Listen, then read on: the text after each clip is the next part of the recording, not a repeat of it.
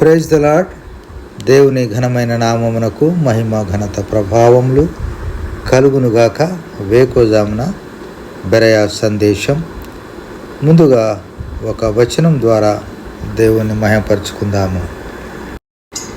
నీరు కట్టిన తోట వలె, నీటి ఊట వలె నుండేదారు.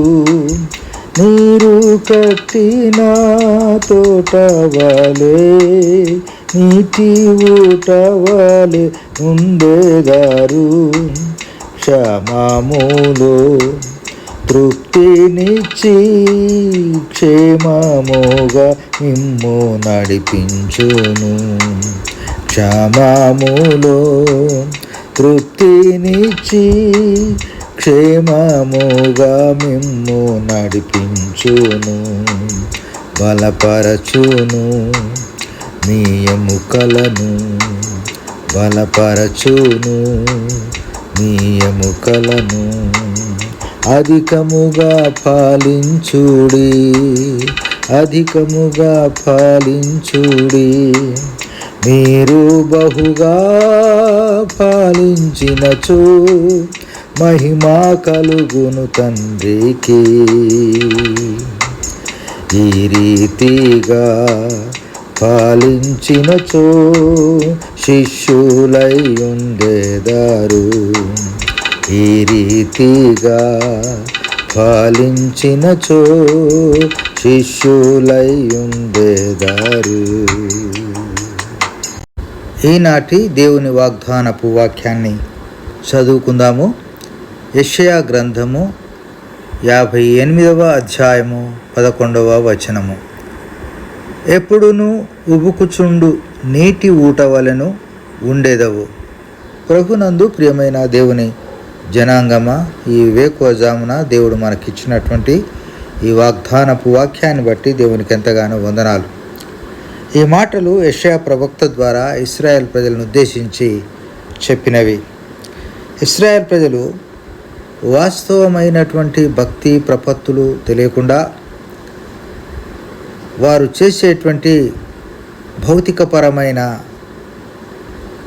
విషయాలే భక్తి అనుకొని చేస్తూ ఉపవాసం ఉంటూ వారికి కావలసినటువంటిది దేవుని నుండి పొందుకోవాలని ప్రయాసపడుతున్నటువంటి సందర్భంలో దేవుడు ఎలాంటి వారి యొక్క విన్నపాలని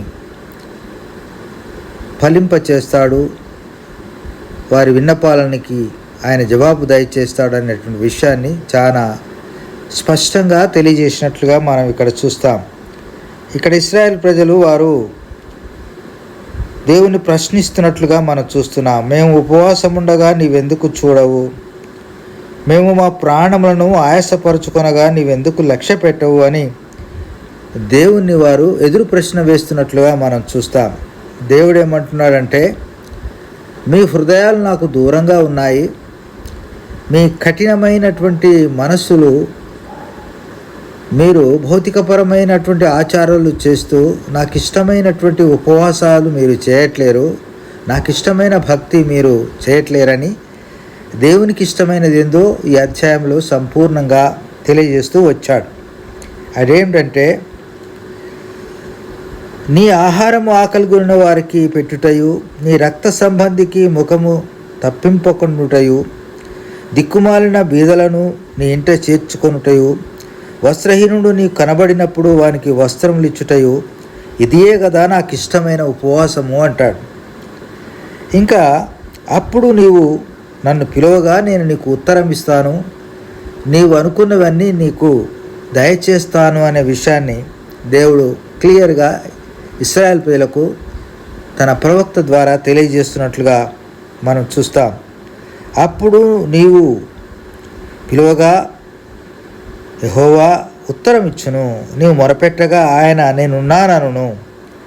ఇతరులను బాధించుటకు, వ్రేలు పెట్టి చూపి తిరస్కరించుటయు, చెడ్డదాన్ని బట్టి మాట్లాడుటయు నీవు మాని, ఆశించిన దాన్ని ఆకలిగొనిన వారికి ఇచ్చి శ్రమపడిన వారిని తృప్తిపరిచిన ఎడలా చీకటిలో నీ వెలుగు ప్రకాశింపజేతును, అంధకారము నీకు మధ్యాహ్నం వలె నుండును. యెహోవా నిన్ను నిత్యము నడిపించును, క్షామకాలమున ఆయన నిన్ను తృప్తిపరిచి నీ ఎముకలను బలపరచును. ఈనాటి వాక్యాంశమే ఇది. నీవు నీరు కట్టిన తోట వలె ఎప్పుడునూ ఉపుకుచుండు, నీటి ఊట వలె ఉండదవు అని దేవుని మాటల ద్వారా మరి అసలైన భక్తి ఏమిటో ఇశ్రాయేల్ ప్రజలకు దేవుడు తెలియజేసినట్లుగా మనం చూస్తూ ఉన్నాం. ప్రియమైన దేవుని ప్రజలారా, మనం కూడా భక్తి ప్రపత్తులు కలిగి ఉన్నామని చాలాసార్లు భ్రమపడతాం. నేను చాలా మంచి క్రైస్తవుడను, చాలా భక్తిపరుడను, నా వంటి మరి భక్తిపరులు ఈ లోకంలో లేరని మనం భావిస్తూ ఉంటాం. కానీ ఎలాంటి భక్తి దేవునికి ఇష్టమో ఇక్కడ యెషయా ప్రవక్త తెలియజేసినట్లుగా మనం చూస్తూ ఉన్నాం. యేసయ్య కాలంలో కూడా నేను ఇవన్నీ చేస్తున్నాను, ఇంకా నాకేం కొదువుగా ఉందని ఒక యువకుడు చెప్తే, నీ ఆస్తినంతా అమ్మి బీదలకిచ్చి నువ్వు నన్ను వెంబడించుమంటే వాడు ముఖం తిప్పుకొని బాధపడుతూ వెళ్ళిపోయినట్లుగా మనం అక్కడ చూస్తాం. దేవుడు ఏమంటాడంటే,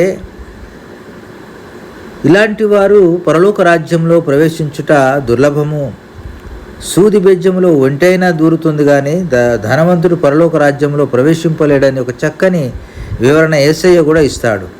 ఆయన చెప్పిన మాట ఏంటంటే, నిన్ను వలె నీ పొరుగు వారిని ప్రేమించు అనేటువంటి తాత్పర్యము ఈ మాటలో ఆనాడే యెషయా ప్రవక్త ద్వారా ఇశ్రాయేల్ ప్రజలకు దేవుడు తెలియజేశాడు. ప్రియమైన దేవుని ప్రజలారా, మన చుట్టూ ఉన్నటువంటి ప్రజల యొక్క ఈతి బాధలు మనం గమనించినట్లయితే, మనం వారిని చూడకుండా మన ముఖం తిప్పుకున్నట్లయితే మనం చేసేటువంటి భక్తి నిష్ప్రయోజనం.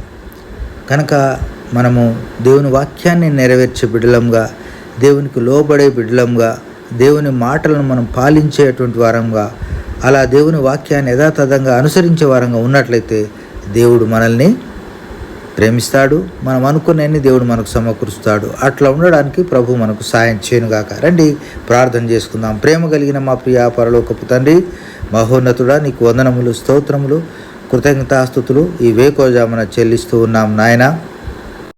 నీ వాక్యం ద్వారా నీవు మాతో మాట్లాడినందుకే వందనాలు. ఏది సరి అయినటువంటి విశ్వాసమో, ఏది సరి అయినటువంటి భక్తో మీరు మాకు స్పష్టంగా తెలియజేసినందుకే వందనాలు. మేము నీ యొక్క వాక్య ప్రకారంగా జీవించే జీవితం మాకు దయచేయమని, పొరుగువారిని ప్రేమించేటువంటి ప్రేమ తత్వం మాలో నింపుమని నీ కృపను కోరుకొనుచు వందనములు, స్తోత్రములు యేసయ్య అతి శ్రేష్టమైన నామమున స్తుతించి ప్రార్థించి అడిగి వేడుకొనుచున్నాం తండ్రి. ఆమెన్. Praise the lord.